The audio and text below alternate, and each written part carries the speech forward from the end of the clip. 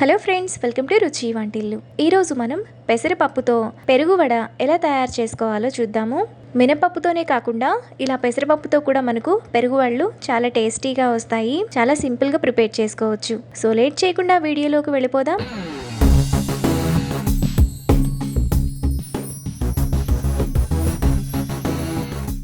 ముందుగా పెరుగు వడలు చేసుకోవడానికి 1 కప్పు పెసరపప్పును గోరువెచ్చని నీళ్ళల్లో అరగంట సేపు నానబెట్టుకోవాలి. పెసరపప్పు గోరువెచ్చని నీళ్ళల్లో నానబెట్టుకుంటే చాలా త్వరగా నానిపోతాయి. అరగంట సేపు ఇలా నానిన పెసరపప్పును నీళ్లు లేకుండా మిక్సీ జార్లోకి వేసుకోవాలి. ఇప్పుడు మూత పెట్టి మెత్తగా మిక్సీ వేసుకోవాలి. పిండిని ఈ కన్సిస్టెన్సీలో ఈ విధంగా వేసుకోవాలి. ఈ పిండిని మీరు వడలుగా వేసుకోవాలంటే ఇంకొంచెం గట్టిగా వేసుకోవాలి. పునుగులుగా అయితే ఈ కన్సిస్టెన్సీ అయితే సరిపోతుంది. పిండిని ఈ విధంగా వేసుకున్న తర్వాత ఒక బౌల్లోకి తీసుకోవాలి. ఇప్పుడు పిండిలో టేస్ట్కి తగినంత ఉప్పు వేసుకొని కలుపుకోవాలి.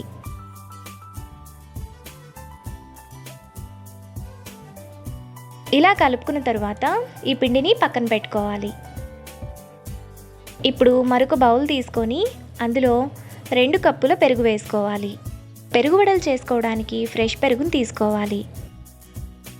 ఇప్పుడు అదే కప్పుతో 1 కప్పు నీళ్లు పోసుకొని ఒకసారి కలుపుకోవాలి.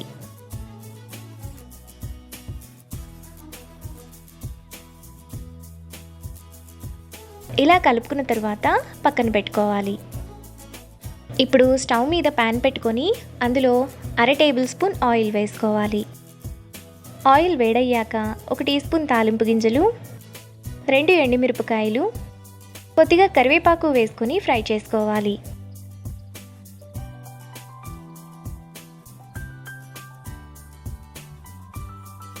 పోపంతా వేగిన తర్వాత అందులో 2 సన్నగా తరిగిన పచ్చిమిరపకాయలు, 1 టీ స్పూన్ అల్లం తరుగు వేసుకొని తాలింపులో ఒకసారి కలుపుకోవాలి. ఇలా లాస్ట్లో పచ్చిమిరపకాయలు అల్లం తరుగు వేసుకుంటే ఫ్లేవర్ టేస్ట్ బాగుంటుంది. ఇప్పుడు టేస్ట్కి తగినంత ఉప్పు, కొద్దిగా తరిగిన కొత్తిమీర వేసుకొని కలుపుకోవాలి.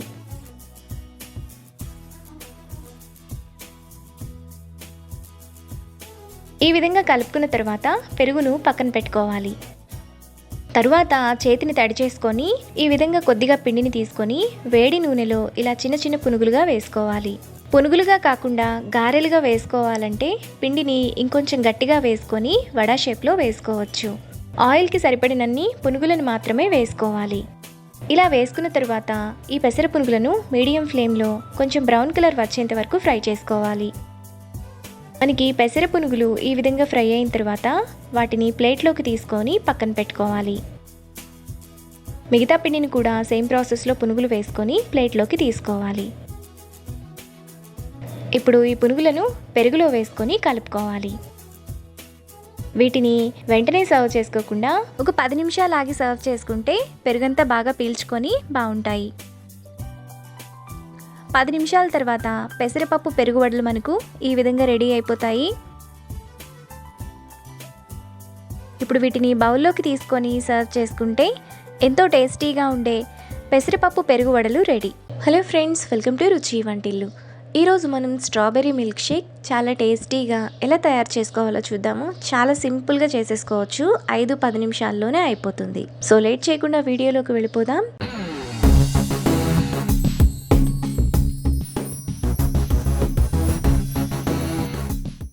ముందుగా మనం స్ట్రాబెర్రీ మిల్క్ షేక్ చేసుకోవడానికి 300 ml చిల్డ్ మిల్క్ కావాలి. బాగా చల్లగా ఉండాలి పాలు. పచ్చి పాలను మాత్రమే తీసుకోవాలి. ఇప్పుడు ఒక 2 బాక్సులు ఫ్రెష్ స్ట్రాబెర్రీని కడిగి ఈ విధంగా చిన్న చిన్న ముక్కలుగా కట్ చేసుకొని పెట్టుకోవాలి. ఇప్పుడు 100 గ్రామ్స్ పంచదారను తీసుకోవాలి. పంచదారను మీరు తినే తీపిని బట్టి కొంచెం ఎక్కువ తక్కువ వేసుకోవచ్చు. ఇప్పుడు 2 చిన్న కప్పులు ఐస్ క్రీమ్ తీసుకోవాలి. ఇప్పుడు మిక్సీ జార్ తీసుకొని అందులో స్ట్రాబెర్రీ ముక్కలు, పంచదార వేసుకొని మెత్తగా మిక్సీ వేసుకోవాలి. ఐస్ క్రీమ్ వేసుకుంటే మనకి టేస్ట్ చాలా బాగుంటుంది. పిల్లలు కూడా చాలా ఇష్టంగా తాగుతారు.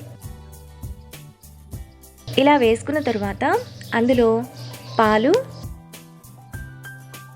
ఐస్ క్రీమ్ వేసుకొని మరోసారి మిక్సీ వేసుకోవాలి. పచ్చి పాలను మాత్రమే తీసుకోవాలి. ఐస్ క్రీమ్ అనేది మీకు నచ్చిన ఫ్లేవర్ని మీరు వేసుకోవచ్చు. మనకి స్ట్రాబెర్రీ మిల్క్ షేక్ రెడీ అయిపోయింది. ఇప్పుడు గ్లాస్లో కానీ ఇలాగ ఏదైనా బాటిల్స్లో సర్వ్ చేసి స్ట్రాతో పిల్లలకి ఇస్తే చాలా ఇష్టంగా తాగుతారు. టేస్ట్ కూడా చాలా బాగుంటుంది.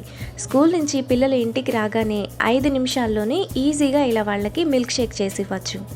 అంతే, ఎంతో టేస్టీగా ఉండే స్ట్రాబెర్రీ మిల్క్ షేక్ రెడీ. ఈ వీడియో కనుక మీకు నచ్చినట్లయితే లైక్ చేసి, షేర్ చేసి, సబ్స్క్రైబ్ చేయండి.